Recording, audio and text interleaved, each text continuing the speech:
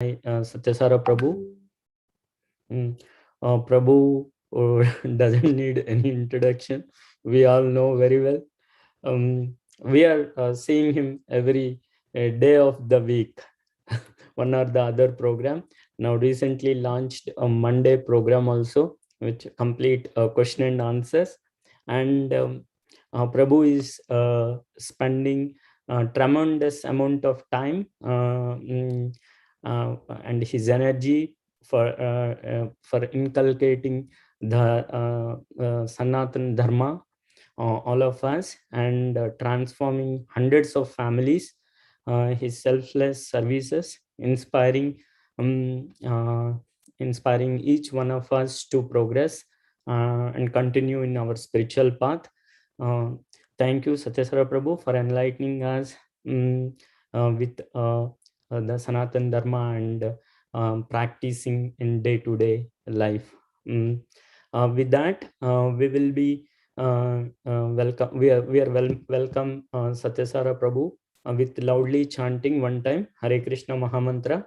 Hare Krishna, Krishna Krishna, Hare Hare, Hare Rama, Rama Rama, Hare Hare. Hare Krishna Prabhu. Hare Krishna Prabhu. Thank you for the kind words. But I mean, we all are in it together, so we are doing serving together. So all the credit goes to all of you. So with that, Hare Krishna devotees, thank you all for joining. So we'll do Jayarada Madhava first.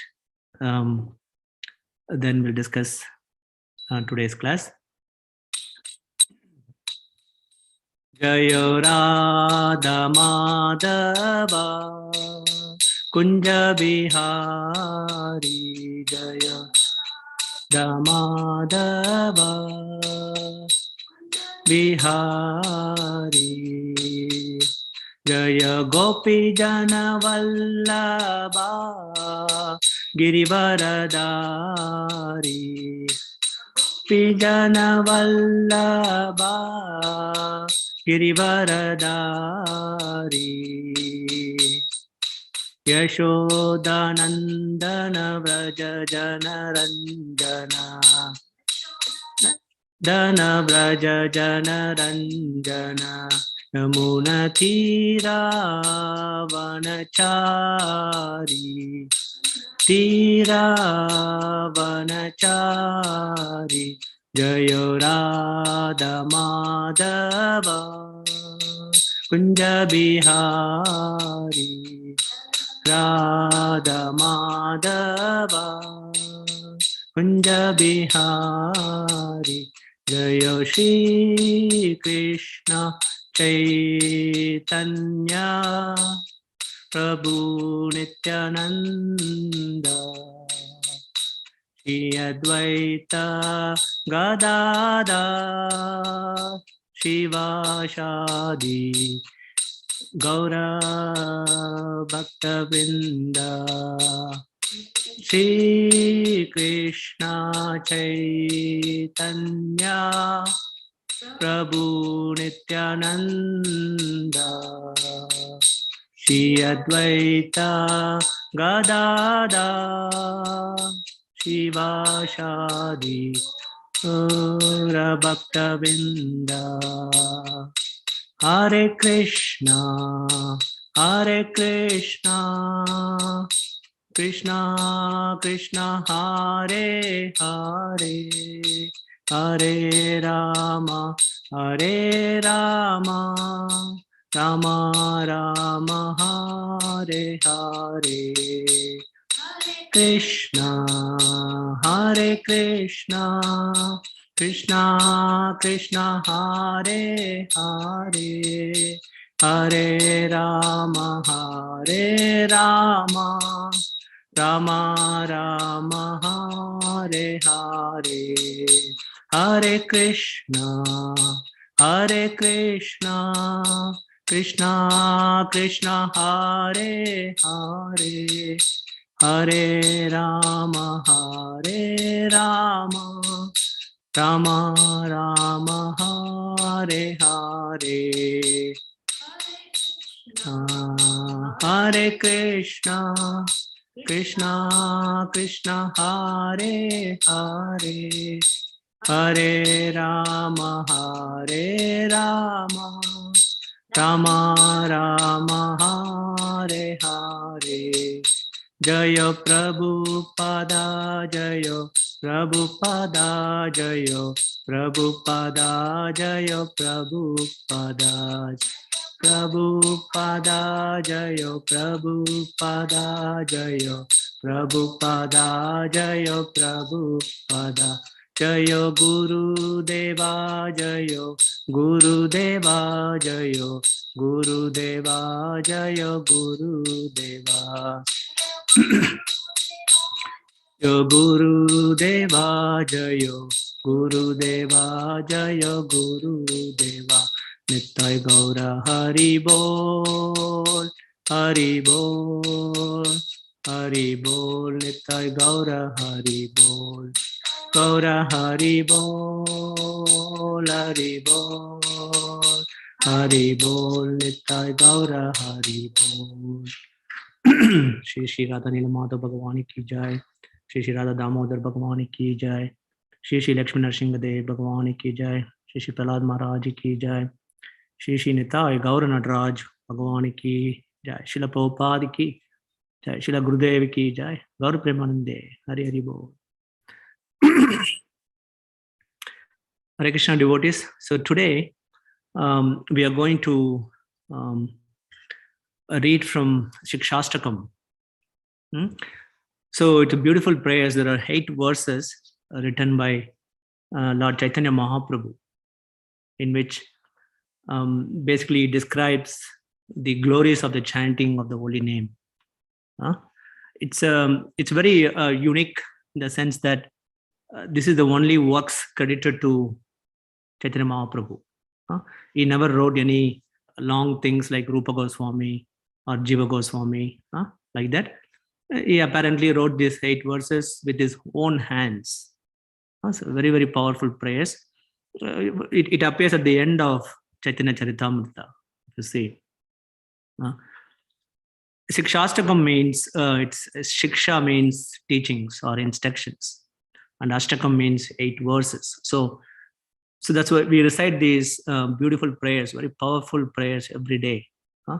In fact, Acharyas like Bhaktivinoda Thakur has written beautiful commentary on these verses, especially in his book called Bhajana Rahasya. It's a beautiful book.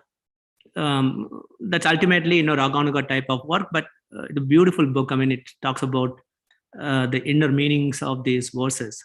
So Bhaktivinoda Thakur goes through the verses, and it correlates with the different stages of bhakti.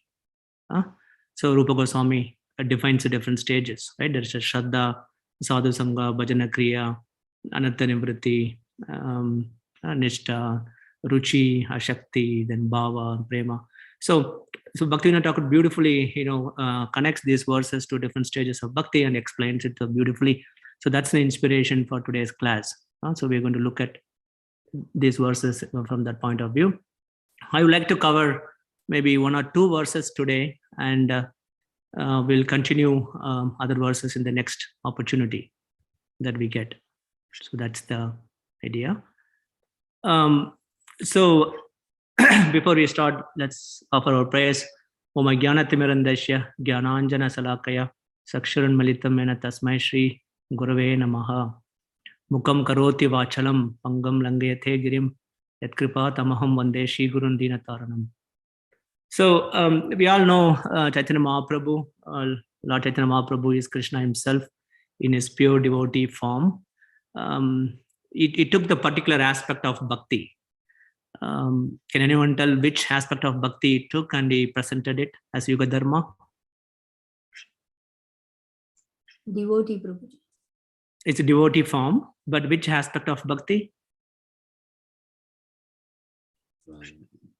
Prema Bhakti. Prema Bhakti, very good. It's yes, Satyarupa Prabhu. Yeah, Prabhu, I thought Prema Bhakti. Prema Bhakti, very nice. Prema Bhakti, but through chanting of the holy names, Nama Sankirtan. And he presented it as a Yuga Dharma for everyone in the Kali Yuga. So meaning one can achieve the highest perfection of life just by chanting Hare Krishna Maha Mantra, Hare Krishna, Krishna Krishna, Hare Hare, Hare Rama, Rama Rama, Hare Hare. Just by chanting the Maha Mantra, one can achieve the highest perfection.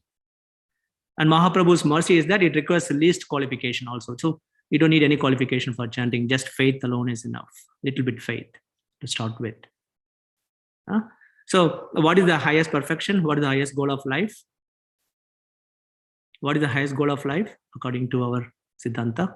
To go back to Godhead. To go back to Godhead. Yes, Prabhakar Prabhu. Yeah, I was going to say to break the repeated birth and death. Fantastic. To break the repeated birth and death, go back to Godhead. Right? Vasudeva Param Gatim. The Bhagavatam defines it. What is the goal of life? It's a Vasudeva is the Param Gatim, the supreme goal of life. Achieving the love of God, love of Krishna, Vasudeva. That means, of course, going back to him, coming out of this samsara, repeated birth and death, and whatnot. In fact, the chanting is the easiest and quickest bhakti process to attain this Vasudeva Param Gatim, the highest goal compared to other processes.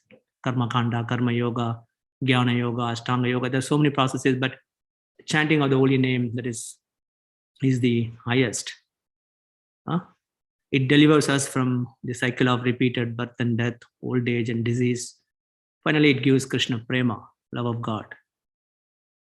Sometimes people say, what is wrong with samsara? What is wrong with taking birth and death and so on? Yeah, we get a body and we enjoy in each body. Yeah, that is true. In each body, the jiva gets some sort of enjoyment. Jivatma gets some enjoyment, the so-called enjoyment. But that is also mixed with suffering because it's like a coin. We are discussing this in different forum. So suffering and enjoyment is a two different sides of the same coin. So if you have a coin, you have both. You cannot have only heads. You need to have head and tail both. So you get enjoyment, you get suffering also in this world. But some jivas don't mind that. So they make elaborate plans for making their life more comfortable in this material world. It often becomes a big endeavor. Think about that. But Bhagavatam says those are considered to be useless because it's not going to give you real enjoyment anyway. So what is the use in putting so much effort in making so much elaborate plans and make our life comfortable? Because everything in this world is temporary. And one can never be completely happy in this place with material comfort. It's a big endeavor with very little result. Srimad Bhagavatam beautifully says, Dharma svanastita pumsam vishvakshana katasuya. Notpadayat yatiratim shamahevayi kevalam. The duties, occupational duties a man or woman performs according to his or her own position are only so much useless labor if they don't provoke attraction for the Lord, a message of the personality of Godhead. So that's why scripture says everything in this world is two things, Vifala and Adruva. Vifala means no result, meaning less result, or in the sense that example is we build a big house. The dream is to build a palace kind of a house because we want to be happy in that. When you move in, are we really happy? Maybe not. You have to pay mortgage, you have to maintain the house and this and that. So the big effort, but no result. That is called Vifala. Adruva means it's not certain also, not permanent, how long you're going to be in the house. We have to leave our body at some point, or it can be destroyed. So this is the nature of everything in the material world. Dukhalayam asashvatam, asashvatam, not only house, other material things also, even body. So we take care of body so much. Yeah, we need to have a healthy body to practice bhakti. There is no question about that. But sometimes people overboard that, too much. Body is also temporary. So therefore, to over-endeavor for material things is considered to be waste of time. We discussed that. I think Jai Subhadra discussed that 2 weeks ago in Nectar of Instruction verse. Prayas. So Krishna says that, so understand the nature of this world and just, spend our valuable time in cultivating bhakti through chanting of the holy names. That's why Krishna comes every yuga after yuga, to teach us the importance of coming out of samsara, importance of practicing bhakti and connecting with the Lord. Which verse in Bhagavad Gita talks about that? Where Krishna says that he comes every yuga, yuga after yuga. Famous verse. Sambhavami yuga yuga, which? Paritranaya sadhuna vinachaya chadushkritam dharma samsthapanachaya sambhavami yuge yuge. Very good, Prabhu. Thank you. Every yuga I will appear, Krishna says. So the Lord appears in order to teach and deliver the jivas from samsara, from repeated birth and death. When the Lord is not personally present, he empowers the devotees to deliver the jivas. He sends acharyas. Like Srila Prabhupada, Bhakti Siddhanta Saraswati Thakur, Bhakti Vinod Thakur, all the Vaishnava acharyas, even outside of our parampara, Vaishnava acharyas. So by following the bhakti process by which the jivas can end their samsara, they can end this repeated birth and death. So the Supreme Lord for Kali Yuga, he came as Chaitanya Mahaprabhu. So Mahaprabhu had a great ambition. He wanted to deliver everybody to the highest type of bhakti. That's the amazing vision Mahaprabhu had. Normally, if you see in other yugas, the Supreme Lord comes and kills the demons or whatever. But Mahaprabhu wanted to deliver everybody. It's pretty interesting, very, very completely contrasting mood. So generally, Lord comes like Narsinghadev or Varhadev, or he comes with his weapons like chakra, club, and things like that, and kills the demons. But Mahaprabhu's weapons are his devotees. What does the devotees do? They spread Nama Sankirtan, the chanting of the holy name. That's the duty of the devotee. So therefore, through the devotees of the Lord Chaitanya Mahaprabhu likes to deliver all people. Yeah, it may take some time for some jivas. Some other jivas gets delivered much quicker because they get faith, they develop faith very quickly, and they practice bhakti sincerely, purely, and they just make advancement quickly. But nevertheless, all the devotees endeavor to help all the jivas. They advance a little, some advance more. But this gives plenty of opportunity for the jivas to get good understanding and make progress in bhakti. So therefore, to become a devotee of the Lord is a rare occurrence. Very important. Another point I want to make, not only Mahaprabhu delivers us to Krishna, he delivers us to Radha and Krishna. It is very rare to realize the Supreme Lord, Swayam Bhagavan Krishna. But it's even rare to realize Radha and Krishna together. So that becomes possible only through mercy of Chaitanya Mahaprabhu. That's why it's called Mahavadanyaya, the most munificent, the most merciful, because he gives Radha and Krishna to us. Rupa Goswami recited the pranam mantra of Mahaprabhu when he met Mahaprabhu in Prayag first time. First time he recited the pranam mantra when he met Mahaprabhu. Can anybody tell what is the pranam mantra of Chaitanya Mahaprabhu?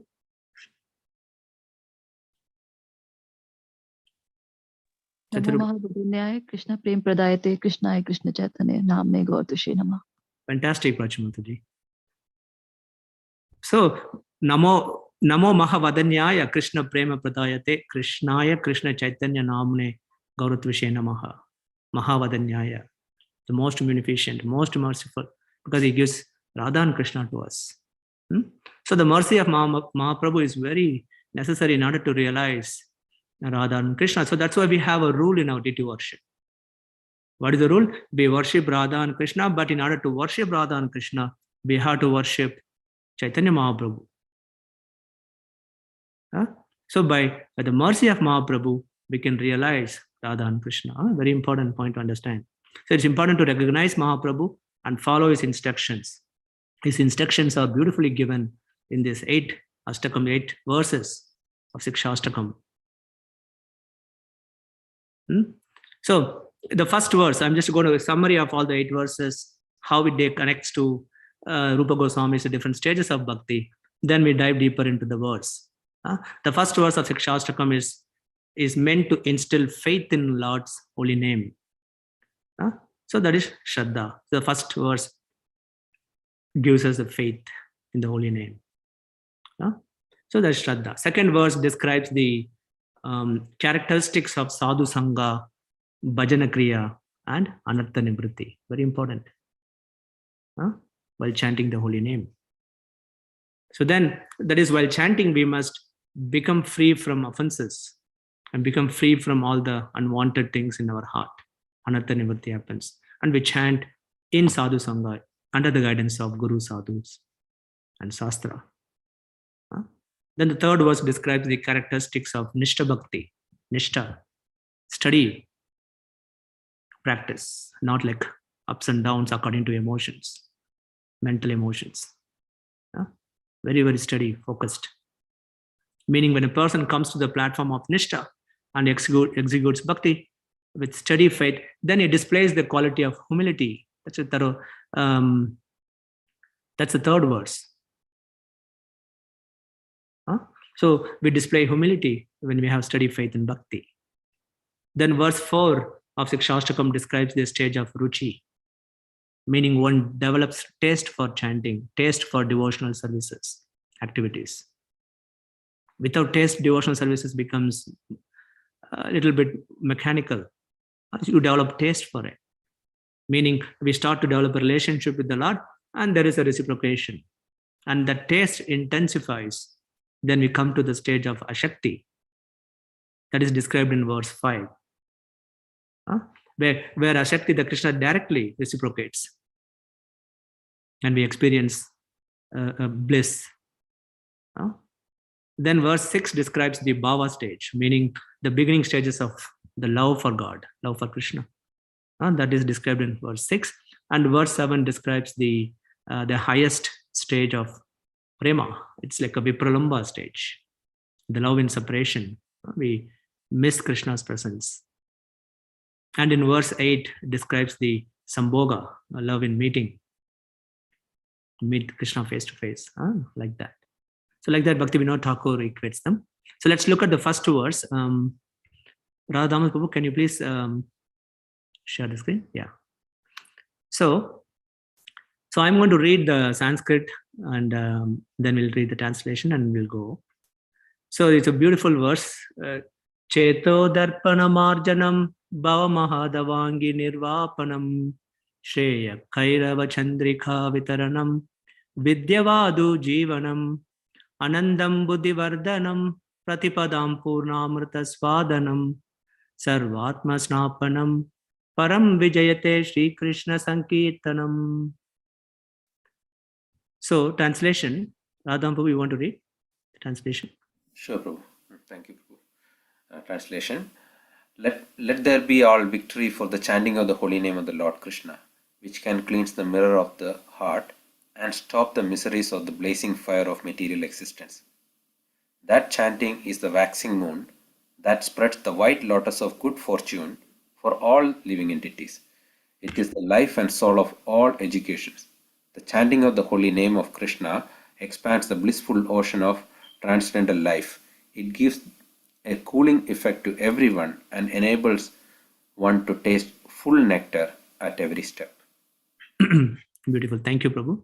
So, Cheto Darpana Marjanam Bahamaha Davangi Nirvapanam Shaya Kairava Chandrika Vitaranam Vidyavadu Jivanam Anandam Buddhivardhanam Pratipadam Purnamrita Svadanam Sarvatma Snapanam Param Vijayate Shri Krishna Sankirtanam. So the first verse describes the effects of Nama Sankirtan, because the goal of the first verse is to instill the faith in the chanter. Chanting the names, the effects of chanting the names. So we should have faith in what is stated in the scriptures about the powers of the name. So if you want to really chant sincerely, so we should have faith in those instructions. So one definition of faith is faith in the Bhakti scriptures. When Bhakti scripture says something, we accept it as true. So we don't have any doubts. So that is called faith. So faith in the scripture is very important, because from that we get faith in the process of bhakti. If we don't have faith in the scripture, how are we going to have faith in bhakti process? Then we'll develop faith in the Supreme Lord. Then we'll develop faith in the devotees. So we should have faith in the process of Nama Sankirtan, which is our main process. Scriptures glorify the chanting of the holy name. So therefore, We should have faith in chanting. Very, very important. As we know, one of the offenses of chanting is to think that chanting the holy name is exaggeration. Ari namni kalpanam. So which verse, which offense is that? Chanting of the holy name is exaggeration or imagination. Which offense? Sridevi Mataji? Fifth, Prabhu. Sixth offense, right? Prabhu. Fifth, and in some places it's fifth, but it is sixth offense, right? Okay. Yes, that is correct. Fifth or sixth is okay, but arinami kalpanam, meaning chanting of the holy name is an exaggeration or imagination. So we read this offense every day before we chant. So the first verse of Shikshashtakam presents some of the aspects of chanting and what it does. First it says, Cheto Darpanam Arjanam. So it means chanting cleanses the mirror of the mind. So this is the first effect we get. It cleanses the mind. If the mirror of the mental system is covered with dust, what is the dust? Dust such as the sinful desires. The human mind is highly developed and highly complicated system because it carries the sinful desires, the tendencies, the impressions, the experiences, lifetimes after lifetimes, for many, many lifetimes. It just carries and comes to this life with all those dust. So if the mind is covered with all these things, the material desires, the tendencies, the propensities, the impressions, we cannot see things clearly, and we cannot even accept the scriptural injunctions. Even if you accept it, you cannot practice properly because you are driven by your mental system. So our hearts and minds, according to scripture, are covered with layers and layers of this dust. So that's why Chaitanya Charitamrita says, Bhukti Mukti Siddhi Kamish Sakali Ashanta. Meaning, if our mind is filled with this dust, material desires, impersonalism, desire for power and position, then we cannot be peaceful. Ashanta, it gives. So when the mind is disturbed and it can never be peaceful. If you're not peaceful, you cannot be happy. So therefore, we cannot see things properly in life also. We see everything through our dust only. So we get a distorted image of this world. So the first effect of chanting is cleansing of the mind. When mind is cleansed, it becomes free from all this distress and anxiety and fear, all misconceptions. Everything goes away and we become peaceful. Srimad Bhagavatam confirms this. Evam prasanna manaso bhagavad bhakti yogataha, meaning thus established mode of unalloyed goodness, the man or woman, of course, whose mind has been enlivened by contact with devotional service. Bhakti yoga, if you do it, the mind gets cleansed and you become peaceful. Prasanna manaso, happy mood.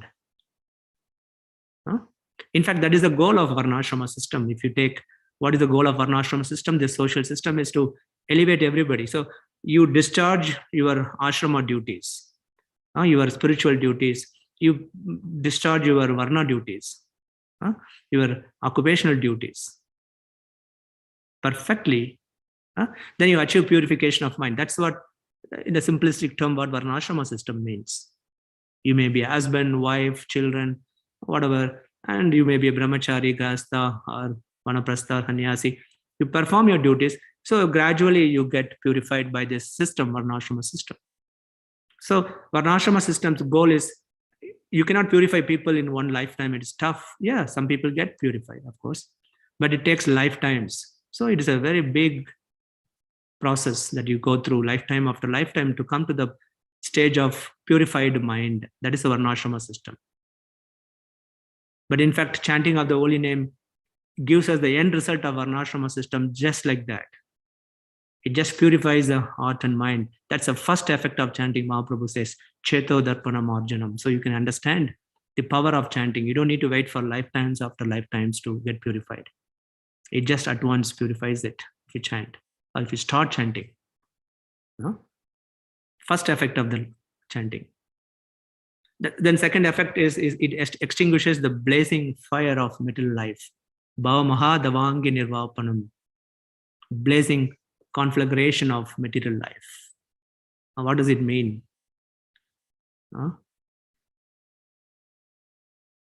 It means, Rupa Goswami gives explanation in Nectar of Devotion. The chanting, we went through this in the understanding Bhakti session. Chanting the names will first produce Klashagni. Klashagni means it destroys the sufferings in the form of karma, desires and ignorance, three things. The scripture defined it very beautifully that we face suffering in life, whether it's a physical suffering or mental suffering, because of three things. One is karma. The karma means the actions we have performed in the previously. So those karmas that makes us to do sinful activities, of course, sinful activities give sinful reaction. Those are suffering. Then he says that desires causes suffering. Can anybody tell how desires cause suffering in this world? When they don't get fulfilled, you have frustration, anxiety, and it really gets you so you lose your power of thinking as to what is your core existence for. Fantastic. Beautiful, Mataji. Thank you. So Mataji beautifully explained. So the desires that produces karma, because when you have desire, you want to act on it. So you go and do it, but you may not get what you want. So you get frustrated and that gives you suffering. And another aspect is we do activities because of desires of the mind. So desires give sufferings. Why? So because there is a reaction that also comes. It connects to the first one. So desires give suffering. Very good. So then one may wonder, why do we have desires in the first place? That's because of ignorance. That's a third one. So that is a third cause of suffering, because of ignorance. Ignorance of our constitutional position. So Atma thinks that I am this body, I am this senses, I am this mind. I can enjoy in this world separate from Krishna. That's an ignorance. He forgets his constitutional position. What is the constitutional position of the soul? Anybody? To love and serve. Sachitananda is, yes, constitutional position, but the activity is to love and serve the Lord. Right? Very good. Kannan Prabhu and Prabhakar Prabhu. Constitutional position. So the ignorance of our constitutional position. The important thing to understand here is that cleansing the mind means not just purifying the mind from material desires. It also means removing avidya, ignorance from the Atma itself. Very important point to understand. Because where is the ignorance stored? It's not stored in the mind. It's not stored in anywhere else. It's stored in Atma. It's stored in the Jivatma itself. So the chanting removes that avidya from the soul itself. Very important point. So we have desires to enjoy. That is because of Jivatma's inclination to enjoy separate from Krishna. So the chanting the holy name gets rid of everything, such as desires in the mind and desires in the heart, the karmas that stored in our karmic account, and avidya that rests within the jiva itself. It just eliminates everything at once.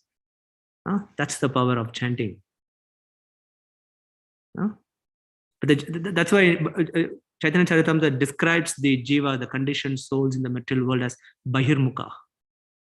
Krishna Bolis say jiva anadi bahirmukha, meaning these jivatmas, who we all are in this material world, we become materialistic since time immemorial. Why?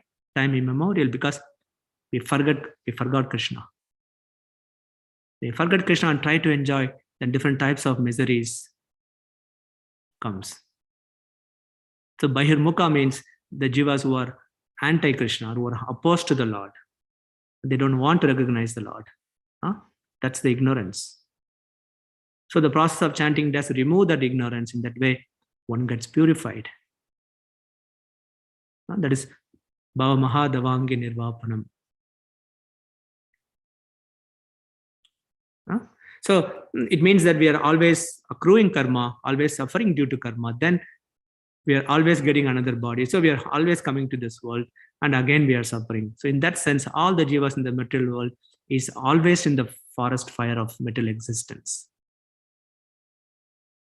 Also, like forest fire, our suffering in this world is difficult to control. You cannot control the forest fire. It's so tough. So like the suffering is very tough to control in this world. So the process of chanting the holy name extinguishes this forest fire of existence of the jiva in the material world. Very important. As I said, bhakti practice destroys all three things. What are the chanting destroys all three things? What are they? Karma, desire, and ignorance. Quickly. So bhakti removes the suffering of the jiva quicker than any other processes. That's why bhakti yoga is glorified in the scriptures, and Krishna recommends bhakti yoga in Bhagavad Gita. If you study in Bhagavad Gita 3rd chapter, we talk about karma kanda, karma yoga. Yeah, they can destroy the suffering because we can do atonement to counteract all the sins that we have committed. We can accumulate more punya. Thereby you can alleviate sufferings. Yeah, that's possible. You practice jnana yoga, that can also get rid of your sufferings in the sense that it destroys all your karma. So you get liberation from this material world. But bhakti is quite different, quite unique, because unlike karma kanda or karma yoga, which gives no final destruction of karma and suffering, it just is atonement. Unlike jnana yoga, which requires intense effort to get rid of sufferings, because you have to control the senses, the mind, and in a secluded place and whatnot. But bhakti yoga does this very easily without much effort. There's a beautiful verse in Srimad Bhagavatam. It says, Natah param karma nirbandha krintanam mumukshatam tirtha padanu kirtanat. It means there is no better way for those desiring liberation to cut the bondage of karma than chanting about the Lord. Because by chanting, the mind does not get attached to material actions. And also, bhakti is very quicker. Why? Because why bhakti is quicker, we discussed multiple times. Why bhakti is very quick compared to other processes in terms of achieving perfection? Surrendering is easy. The other process are like, you have to. Very good. Surrendering is easy, very good. Any other? Directly connecting with Krishna. Directly connecting with Krishna. Yes, Rani Mataji. The mercy of the Lord is there in Bhagavad. Fantastic. In Bhakti Yoga. Very He good. helps us. All three are very good points. So basically the bhakti is quicker because the Lord himself participates in the whole process of cleansing karma, desires, and ignorance. And there's a beautiful verse, Srimad Bhagavatam, right, which confirms this. Sankirte mano bhagavan ananta shuto hanubhava vasanam hi pumsam pravishya chittam vidanoti asesham yata tama arka brahma ivati vataha. It means when people properly glorify the Supreme Personality of Godhead or simply hear about his powers, the Lord personally enters their hearts and cleanses away every trace of misfortune, just as the sun removes the darkness beautifully, or the powerful wind drives away the clouds. Very beautifully. It is confirmed in Srimad Bhagavatam. What is this parallel verse in Bhagavad Gita? Krishna assures this, that he removes the avidya from our heart. Which verse?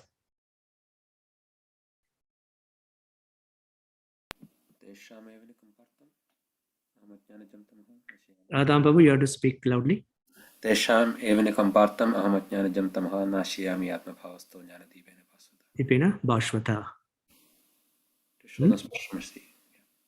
Just to show special mercy to my devotees, I enter their heart. I just remove the avidya from their heart. So that's the second effect. Then there's a third effect. Krishna says Mahaprabhu says in this verse, Shreya Kairava Chandrika Vitaranam. Very important. So here Mahaprabhu compares the holy name to the moon, full moon, beautiful full moon. He said the holy name is showering great benedictions and auspiciousness. So it's like when the rays of the benediction of the full moon come in contact with the lotus. For example, when the moon comes and the rays touches the lotus flower, what happens? The lotus flower blossoms. So similarly, here the lotus flower is compared to the jivatmas. So when they come in contact with the rays of benediction coming by chanting the holy name, all auspiciousness blossoms, all auspicious qualities blossoms. So this is the effect of the chanting the holy name when it touches our hearts. So now how do we experience auspiciousness in life? Srila Rupa Goswami very beautifully describes that. How do we know that we are chanting properly and auspiciousness is manifesting? He said there's 4 effects it produces. The first is our devotional activities are recognized as beneficial to everyone. Punanam sarva jagatam, it says. Second is our devotional activities are attractive to everyone. Anuraktata. When we chant and when we preach, and others also pick up chanting.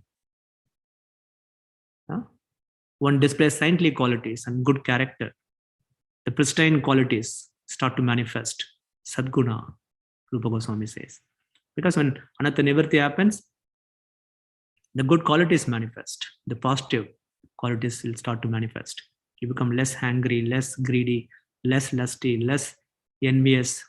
You give respect. You become more humble, not arrogant. All those good qualities also start to develop. Sadguna. And the fourth is one experiences happiness superior to sense gratification, or mystic perfection, or liberation in Brahman. Sukham, it says. You start to experience some satisfaction in your heart. The heart and mind is not always craving for more and more of material things and possessions. You'll have contentment of the heart. So that's how we experience the happiness. So that means our chanting is working, and meaning we are chanting properly and auspiciousness start to manifest in our life. Yeah, it's gradual, but you start to feel this. So then how is your holy name, how it is able to produce these auspicious things? Because Krishna's holy name is not different from Krishna. It's same. So in the relative world, in the relative phenomena, is that the name is just a symbol, an abstract representation of the object. And that's what the relative world works. If I think of, for example, the famous example the Acharyas give, the water. For example, the thought alone, when you think about the water, that alone cannot quench my thirst or your thirst. The substance water and the water, the word water, are two completely different phenomena in the relative world, in the material world. But in the absolute realm, in the spiritual realm, it's just opposite. The name and the object it represents are identical. It's extremely amazing, and it's very tough to really understand with the material mind. How is it possible? Meaning, if I chant Krishna's name, I'm actually in contact with Krishna. This is in the absolute realm. It's in the spiritual realm. That's what Padma Purana says, Abhinatvam Nama Namino. There's no difference between the name and the person. Krishna and his name. Both are non-different. So we need to have this faith, because we cannot try to understand everything using our material mind and intelligence, because it cannot conceive something beyond this material. So we need to have faith in the scriptures. That's why we are discussing these things. And the chanting gives all auspiciousness. In Padma Purana, there's another verse comes to my mind. It says, Madhura Madhuram Etan Mangalam Mangalanam Sakala Nigam Valishat Palam Chit Swarupam.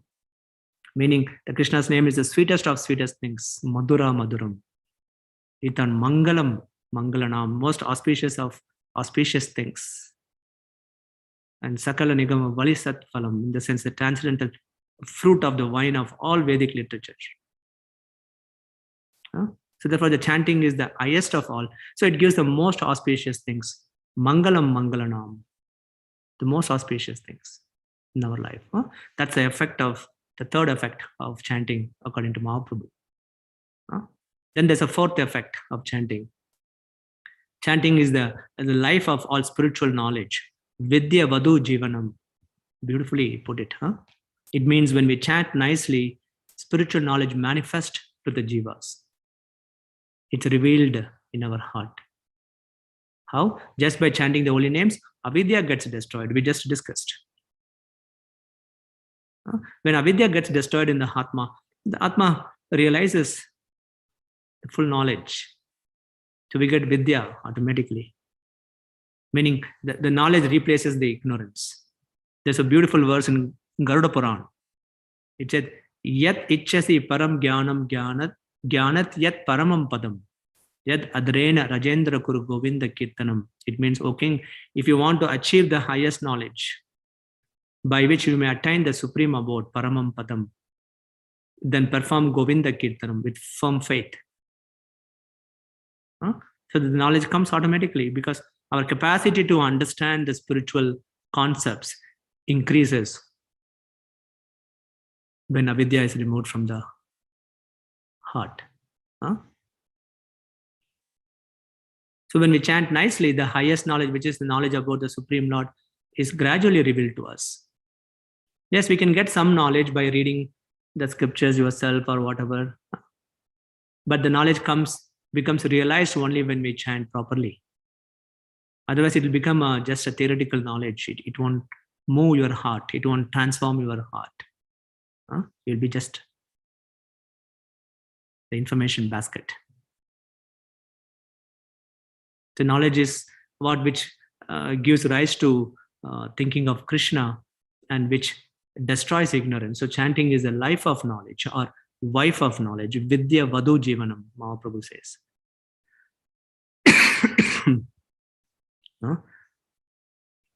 In one sense, knowledge means bhakti. Krishna equates knowledge to bhakti. So when bhakti increases, maya goes away, the illusion goes away. So when we have 100% bhakti, then there will be 0% maya or ignorance. Very important. That's the fourth effect. The fifth effect, Mahaprabhu talks about it. It increases our spiritual happiness. Anandam buddhi vardhanam. Pratipadam purnamrita swadanam. It increases the divine ecstasy. So not only chanting extinguishes the fire of material existence, it gives us knowledge, but it gives us the positive experience. Also, it's not just it removes all the negative things and it gives us the knowledge. It also gives us the positive experience in our heart of bliss. Because there has to be a positive experience, so that will give us inspiration, strength to move forward more and more in chanting. So our experience of bliss increases more and more. There's a beautiful verse spoken by Gajendra in Gajendra prayers. He says, Yakatino yashyana kanchanartam vanchanti evai bhagavat prapanna adi adbhutam chat charitam sumangalam gayanta ananda samudra magna. What it means? It means, I'm paraphrasing it, I praise the Lord whose pure devotees do not desire any material object, since they are surrendered fully to the Lord. I praise the devotees who, inundated by an ocean of bliss or happiness just by singing about his auspicious and astonishing activities, Adi Adbhutam Tat Charitam Sumangalam. So when we chant sincerely with heart, with faith, then we have this experience. So as we progress in bhakti, as we progress in our chanting, we get realization of the Lord, and thereby we get bliss. There's a positive experience. And that's when we develop the taste for chanting. In fact, Bhaktivinoda Thakur quotes a verse from Mari Bhakti Vilas of Sanatana Goswami, just how to chant the mantras. And it has a beautiful verse actually. It says, Manaha Sammaharanam Saucham Maunam Mantra Artha Chintanam Havya Gratvam Anirvedo Japa Sampati Itavaha. Meaning, it means one must have a pure heart first before you chant. At least, okay, I'm going to do this chanting. I'm going to chant the holy names of the Lord. This is the time between me and Krishna. So I don't want any other thoughts to come to me. I want to chant. So just prepare our mind and heart for that.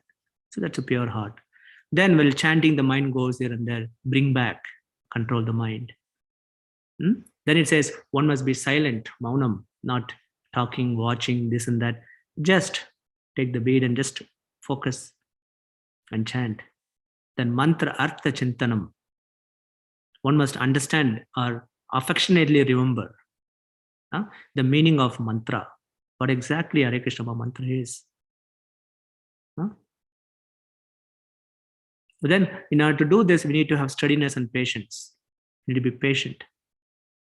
You can't expect the results quickly. So gradually, you'll start to experience the effects of the chanting.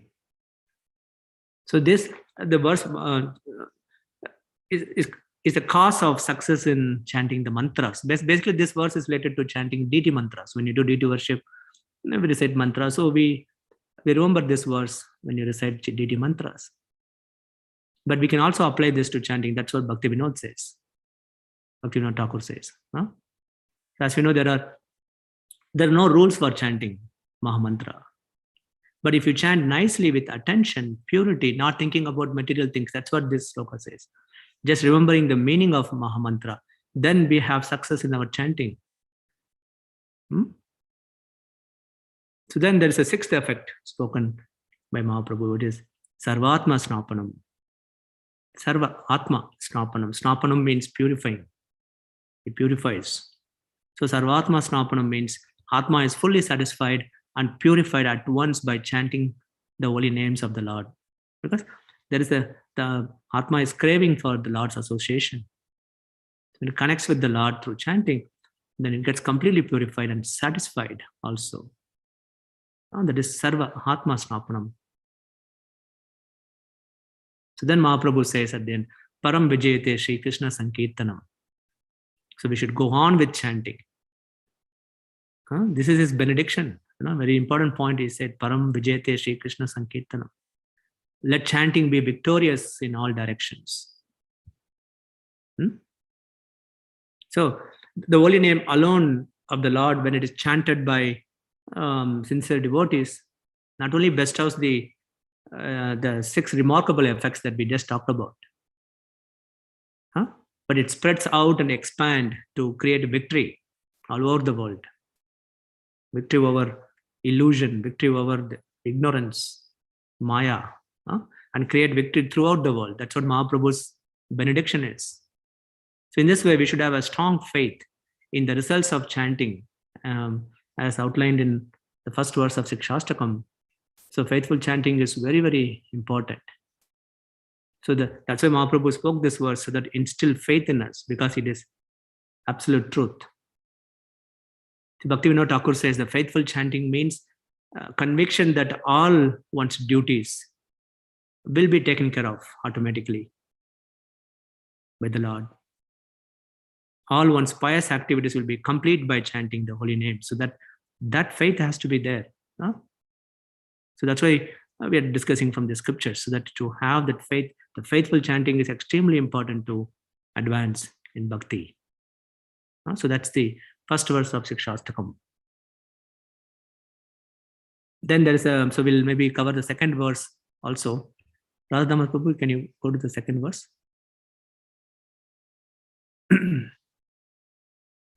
Thank you, Prabhu.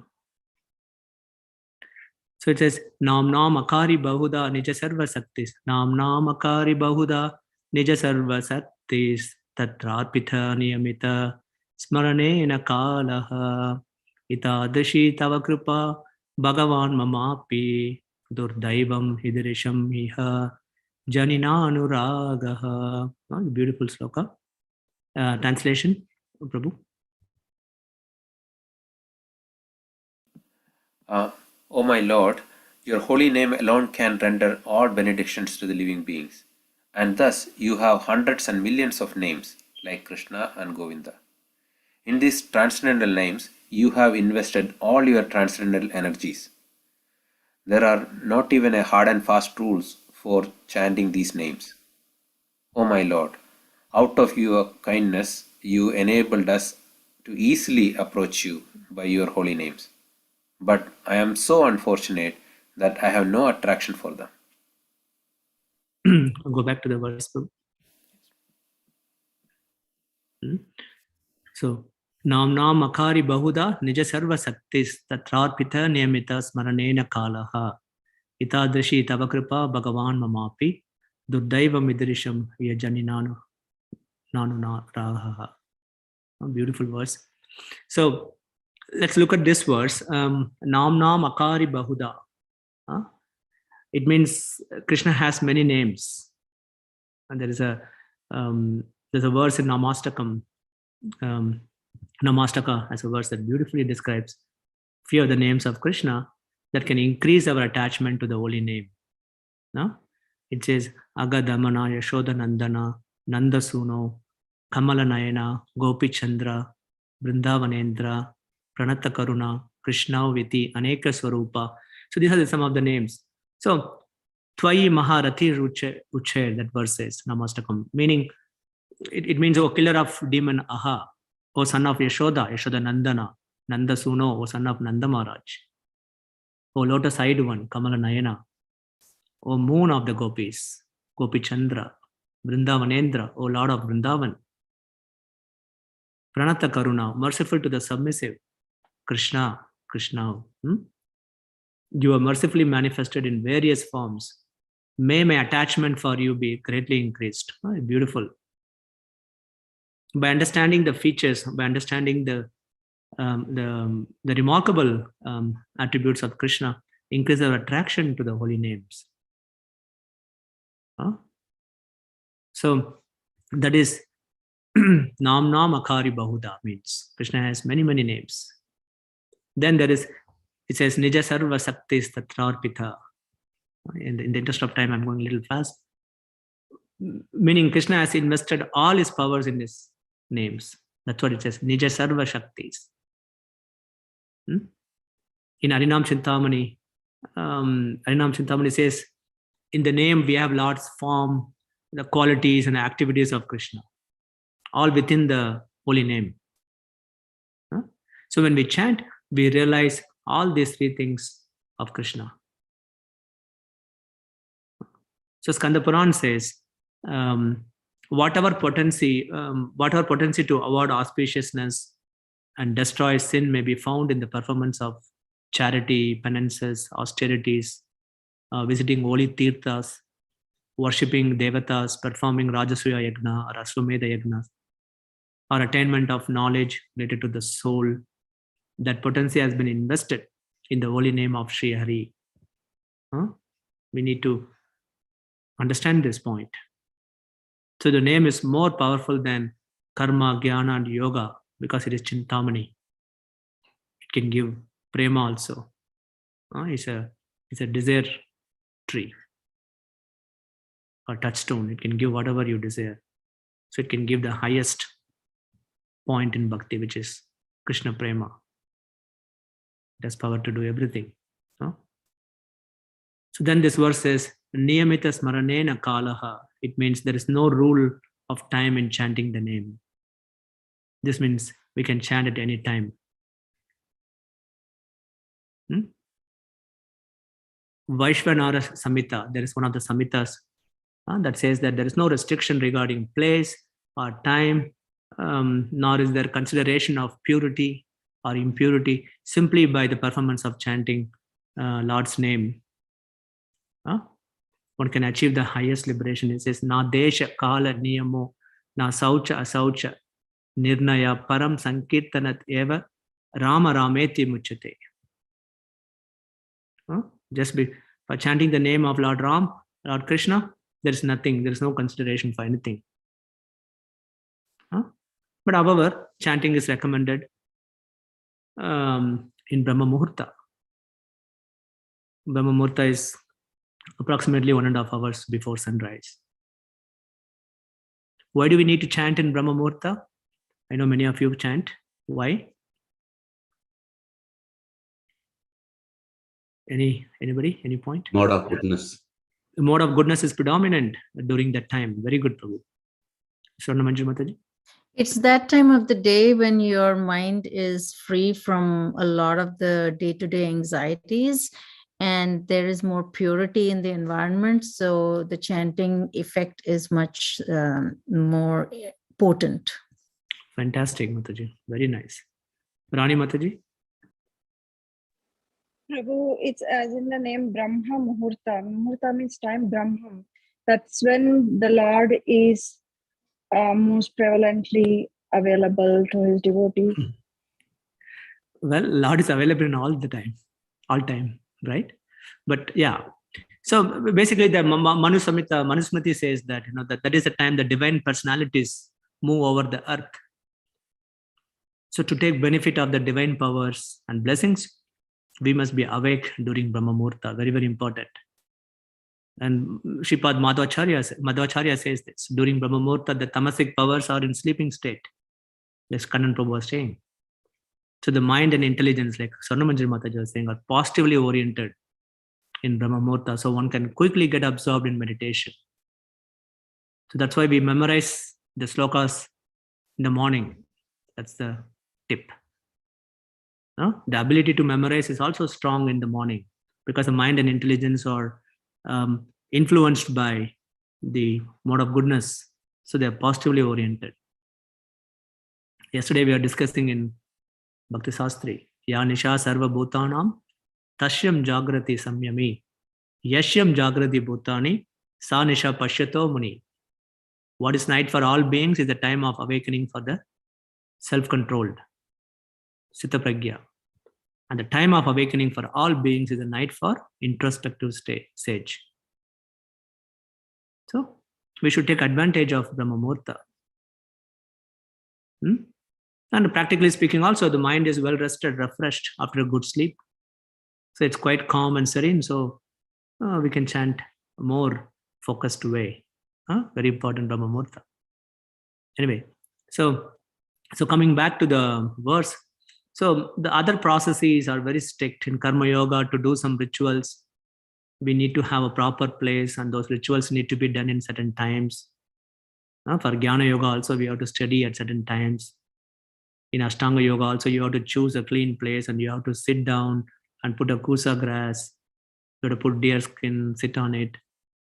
So we can clearly see that all these processes have some rules and restrictions for doing it. And besides that, you have to be pure. But chanting the holy names, no rules and regulations. If you to do deity worship, you have to have some restrictions. In temple, certain things have to be done in certain times, in certain ways. So you have to be pure to touch the deity, both internally and externally. So many rules are niyama for the deity worship. But chanting the holy name of the Lord, no rules. Anytime, any place, pure or impure, it's okay. That's what that says. Then it says, Ita Drishi Tava Kripa Bhagavan Mamapi. It means this is your mercy. It is the mercy of the Supreme Lord. That's why chanting is very flexible and easy to do. Think about it, how merciful the Lord is.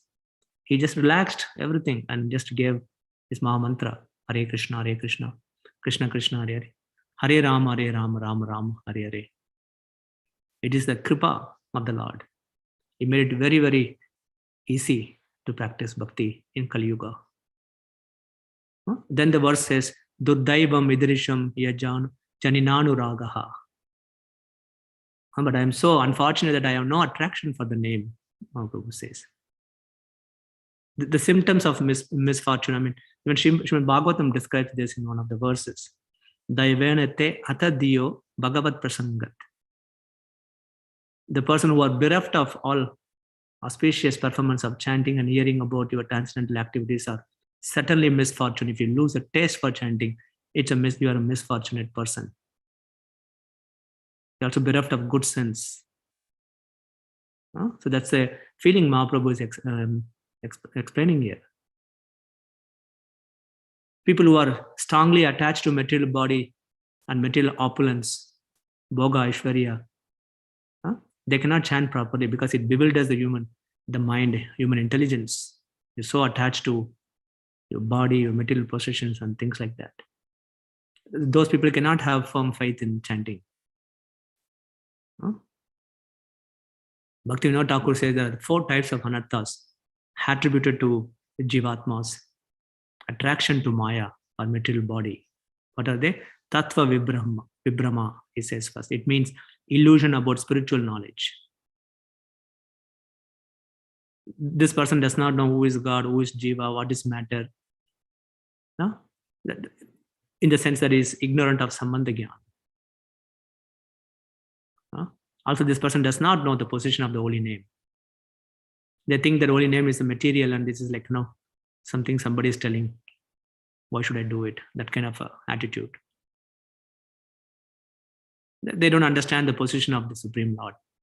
That means They equate Krishna with Devatas. This is one of the Devatas, like that. They also does not understand the position of Jivas. They think that Jiva is gone by merging into Brahman, or I'm here to enjoy. No, that's all they think. They'll have the goal of material enjoyment only. They cannot think anything more. So these are philosophical ignorance. That is what Tattva Vibhrama means. Then Bhaktivinoda says there's a Hirdaya Durbalyam, weakness of heart. You just succumb to the temptations. You cannot resist after seeing something. The old memories come and just you give in. Or for the strong material attachment to something, you just compromise your principle. That is also weakness of heart. Okay, the third is Asat Trishna. It's a material desires. This means we want to enjoy. We want to enjoy in this world. Sometimes the extension is I want to go to heavenly planet, Sargaloka, to enjoy. Another type of desire is I want siddhis, ashtasiddhis. They want to travel to another planet. That is also one of the material desire. It also includes jnana, desiring liberation. I want to merge with the impersonal Brahman. So from desires, because we have this kind of desires, we develop weakness of heart. Very important to understand. So Asat Trishna gives Hridaya Durbalyam. When the Durbalyam is there, then the heart is full of greed, envy, cheating propensity, disrespecting devotees, disrespecting elders, desiring for fame and name, getting recognition from our service. All these things come. It's all in the weakness of heart. Because we have material desires. Asat Trishna is there. Then Bhaktivinoda says aparad, very important. All kinds of offenses, deity aparad, seva aparad, nama aparad, Vaishnava aparad, jana aparad. There are many aparads we commit, and that just weakens the bhakti. In fact, some aparads are so strong that it destroys bhakti also. Guru aparad, Vaishnava aparad. So these anattas need to be removed from the jivas. So the bhakti process removes these anattas. So sadhu sangha and bhajana kriya removes anatta. So you need to associate with right devotees and chant. Who has a taste for chanting, and you chant with them and you take guidance from them. Then you remove anattas. So in this way, Bhaktivinoda Thakur says, second verse is talking about sadhu sangha, bhajana kriya, and of course, anartha nivritti. Very important. So this is second verse. I know it's late already, so I'm going to stop here and see if there are any questions or comments. Rani Mataji, you have a question?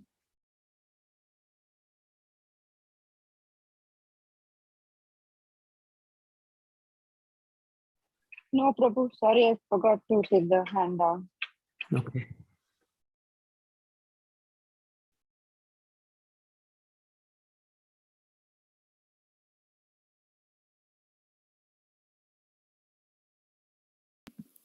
Hare Krishna, Prabhu. Hare Krishna, Prabhu. Thank you for the wonderful class. One question I have is, I didn't fully get how did we correct the anartha nirvritti in the second paragraph fully. How do we get anattas? Anattas. In which one is giving that equivalent of anartha nirvritti here? Right, the entire verses. Okay. So if we don't understand, even though there's a flexibility in chanting, right? Krishna relax the rules, and there is no rules of regulation of chanting. But still, I'm unfortunate I don't have attraction for name. That is because of anattas. So then why anattas come?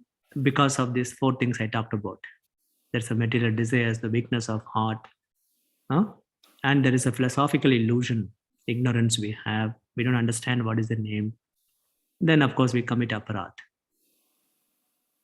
So that's why. So we need to understand this and take advantage of the holy name, which is more mercifully given by the Lord. There is no rules, right? Krishna has invested all his powers in his name, Nija Sarva Shaktis. right? And the name, understanding the attractive attributes of Krishna, the different names of the Lord. So all these things gives us the strength and the focus on the holy name. So that's how we can come out of the anartha. So that's what this verse explains, according to Bhakti Vinod. Thank you. Yes. Good question, Prabhu. Thank you. And Satyarupa Prabhu. Hare Krishna, Prabhu.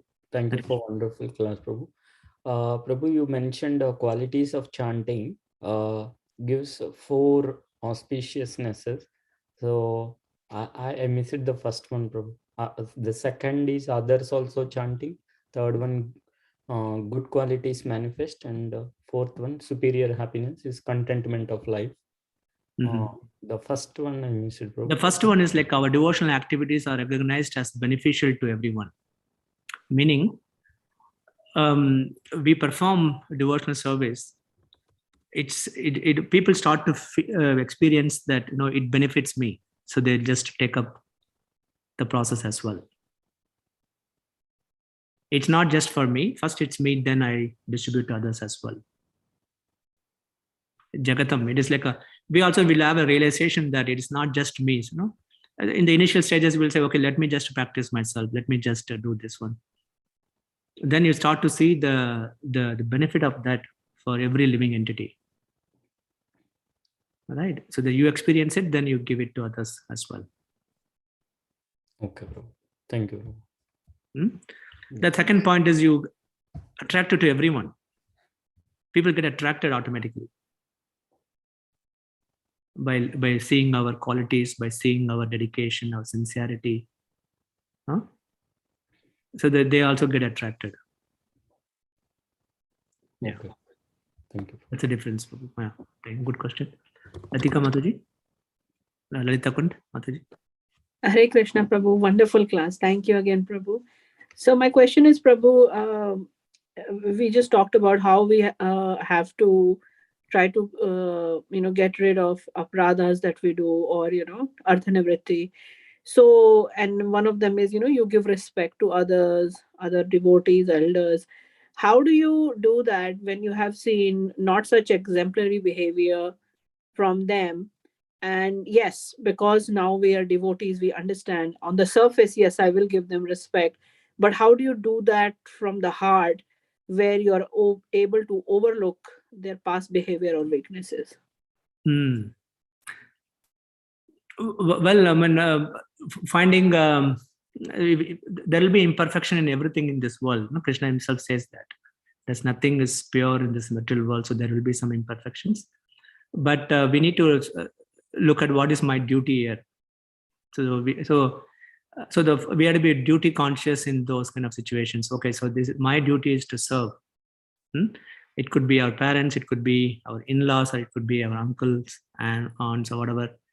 So here my duty is to serve, so I'll just focus on that. So just you focus on the duty part. That's number one. And number two is that even if you see some imperfections or whatever, we might not have adhikar also, qualification to correct. Or, so if you don't have qualification and you try to do it, there won't be any effect at all. It will make these things a little bad only, worse.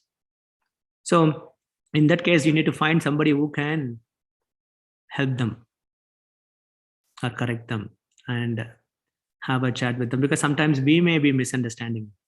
We may be perceiving differently. So if you talk to somebody who is more, who has that adhikar, and they can evaluate our perceptions or conceptions, and they can take necessary action. So that kind of that is another thing we can look at. Okay. Or we might not be able to see from their point of view. That is also attributional error. If I am there, how would I do? So the empathy is also important. We can start to see it from that point of view. So these are things may help. Again, it all depends on situation to situation. So I'm just giving you the high level principles. Yeah. Thank you, Prabhu. No problem, Mataji. Any other questions? Anybody? about chanting? Hare Krishna Prabhuji. I had one question and talked about a little bit about this in Bhakti Shastri as well. So, Prabhuji, if you could help clarify, what is okay to think about during chanting, Prabhuji? So I know, like, we are okay to think about Krishna. We are okay to think about like Chaitanya Mahaprabhu or pastimes or things like that. If you could help clarify, Prabhuji. Sure, Prabhu. So this Vishwanath Chakravarti Thakur talks about what different kinds of meditation while chanting. So one is Guna Dhyan, another is Leela Dhyan, another is Nama Dhyan, then one is called Krita Dhyan. These are the 4 types of meditation one can have while chanting. These are for advanced chanters. Okay, so Guna Dhyan means thinking about the qualities of the Lord while chanting. So the mind is completely focused on Krishna's the beautiful, astonishing qualities, and you do the meditation and chant. Some people, then you also Rupa, the form of the Lord. You can just meditate on the form of the Lord, the beautiful form of the Lord, attributes of the Lord, and chant. That is true.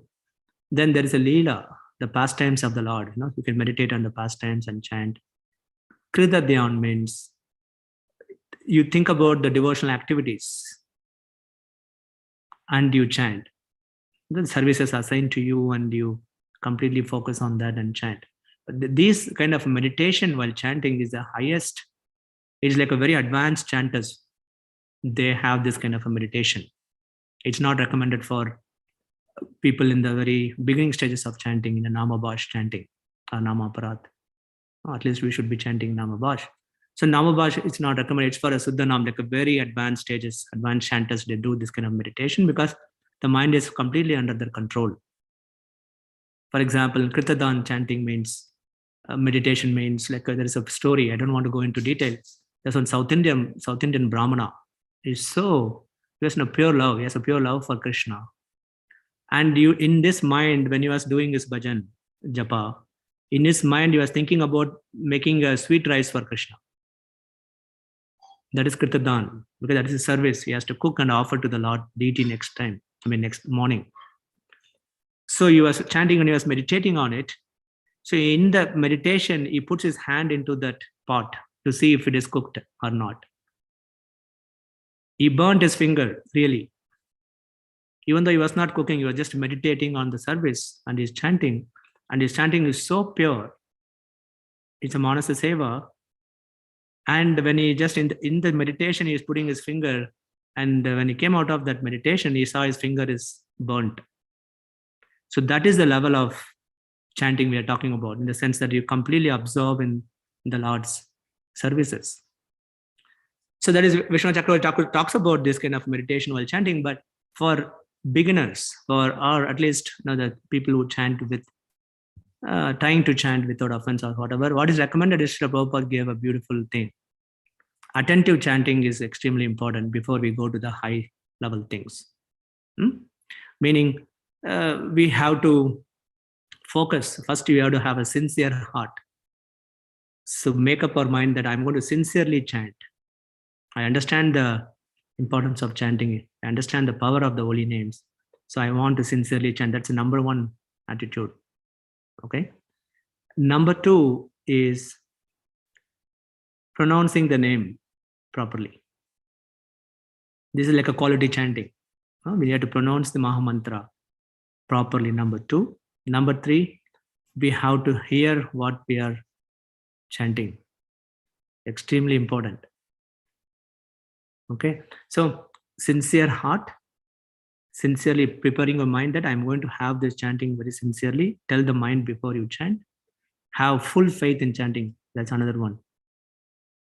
So that's why we are discussing about chanting from Shikshastakam. It has amazing, remarkable effects. That's faithful chanting with full faith in the holy name. Then pronounce the names properly. Hear the names. Just hear.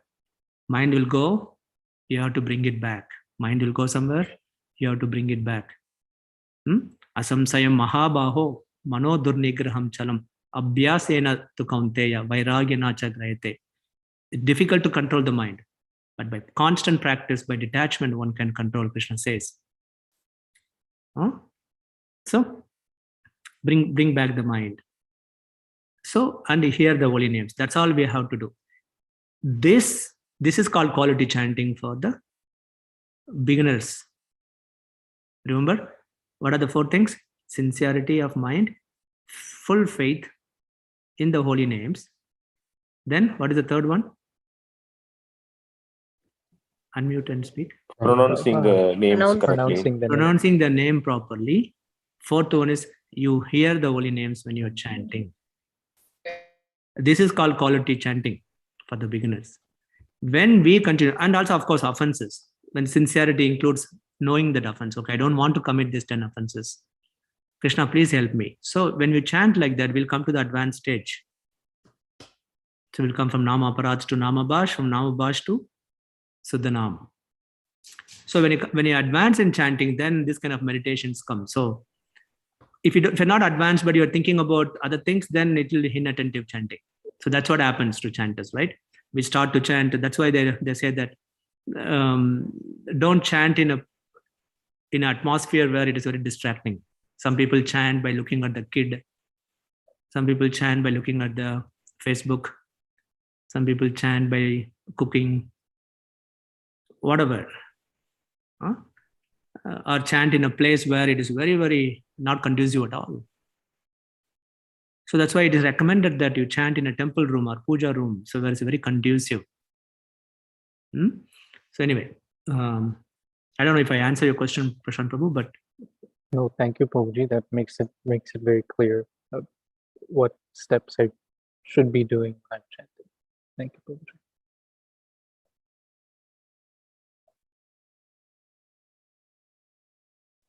Thank you for the wonderful class as well, Prabhuji. No problem, Prabhu. I'd like to take only questions, no comments. Okay. I mean, constructive comments are welcome, but good comments you can keep it with you. But yeah, questions only. Any other questions? Anybody? Hare Krishna, Prabhu. Hare Krishna, Bhakti. Prabhu, you were saying, what is the name of the beginners chanting? And I know advanced chanters are called Nama Bhash chanting. No. But you said 3, no? Suddhanam. Suddhanam.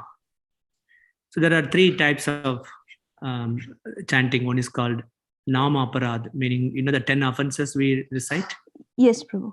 So people who commit that kind of offenses while chanting, that is called Nama Aparadh chanting.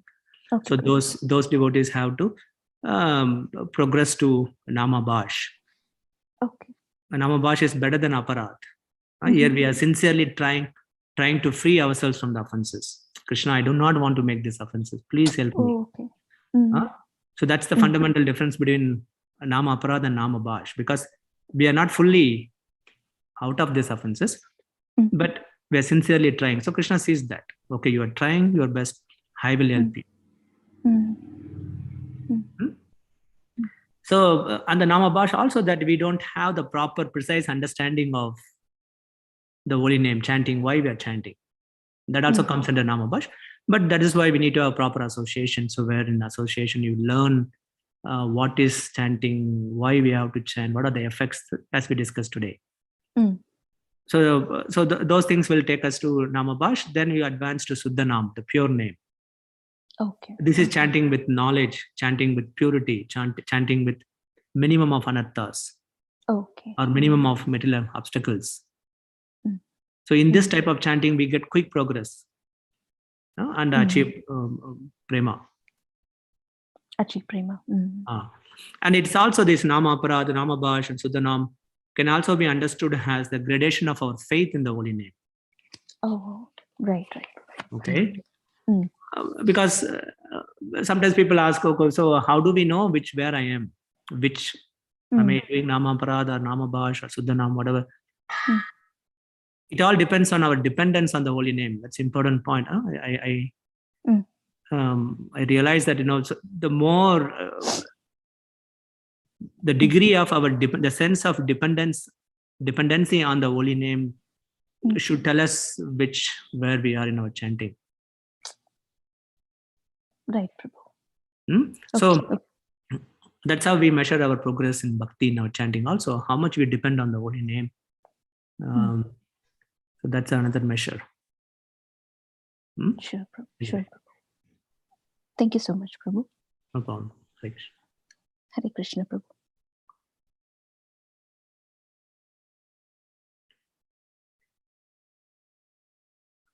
Okay, with that we'll stop here. Satya Prabhu. Yes, Prabhu. Thank you for nice class, Prabhu. So the next part of our program is Narasimha Arti, and after that Radha Damodar Prabhu will do announcement before concluding our Sunday Feast program for the day. Mataji. Hare Krishna, Prabhuji. Hare Krishna, Mataji. Namaste Narsimhaya Prahladalatadayine Hiranyakashipurvakshaha Shilatankanakalaye Ito Nashimo Parato Nashimo Yato yato yami tato nashimo Bahi nashimo hridaye nashimo Narasimhamatim saranam prabhate Tava kara kamala nakam Arpuda chinkam Dalita Hiranyakashipu Danubringam Keshavadrita Narahari Rupa Jai Jagadisha Hare Jaya Jagadisha Hare Jai Jagadisha Hare Jaya Nashingadev Jaya Nashingadev Jaya Nashingadev Jaya Nashingadev Jaya Praglatmagra Jaya Praglatmagra Jaya Praglatmagra Jaya Praglatmagra Jaya Gurudev Gurudev Gurudev Jaya Jaya Gurudev Jaya Prabhupada Prabhupada Prabhupada Jaya Jaya Prabhupada Nashingadev ki jai Praglat Maharaj ki jai Prabhupada ki jai Gurudev ki jai Gauranitai ki jai. Thank you, Prabhuji. Thank you, Mataji. Now Radha Damodar Prabhu will do announcements. Hare Krishna, Prabhu.